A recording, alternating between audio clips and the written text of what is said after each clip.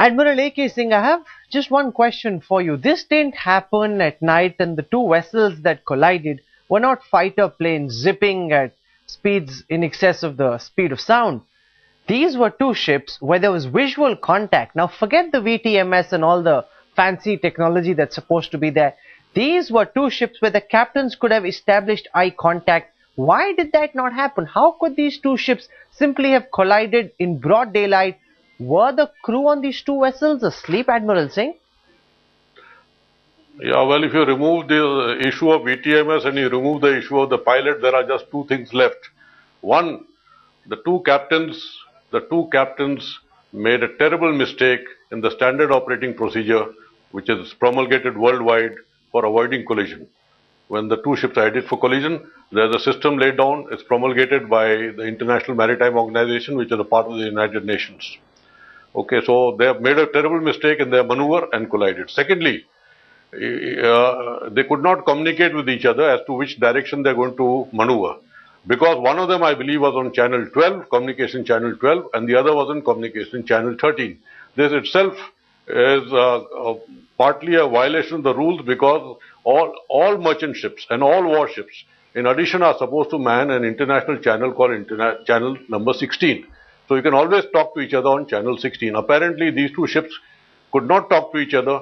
There was some misunderstanding, and both the captains have made a terrible mistake in their final maneuver to avoid collision, and resulted in this collision, for which I'm sure they will be held accountable in a court of law. No, one is to have these emergency channels like channel 16. You've also got a vehicle traffic management system, apparently like the ATC at aircrafts.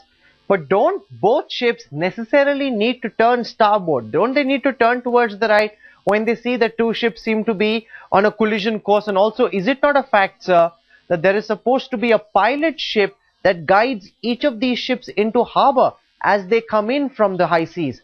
Where were all these things? How could something like this happen? It almost seems as if all our emergency steps, the basic safety steps, were not in order. Rahul, I explained all this when I appeared on your channel at 4 o'clock. First of all, there is no pilot ship which takes you into harbor. A pilot embarks the ships for bringing you in and for taking you out. In this case, I started by saying there was no pilot on these ships at the time of collision, for whatever reasons that they can investigate.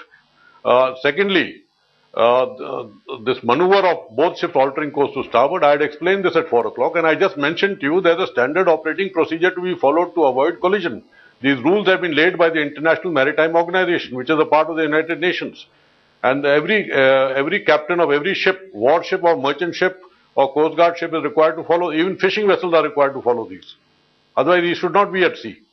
And if so he's at sea, according to you, on the basis, Admiral, of all the information that's available to us at this time, who according to you is responsible for this collision? And what can be now done to ensure we don't end up repeating such things? No, I haven't seen the track chart as to how these two ships have maneuvered. But prima facie, it will appear that both the captains have made a mistake, or one of the captains has made a mistake. Obviously, one chap has turned to starboard and the other chap may have turned to port for whatever reasons.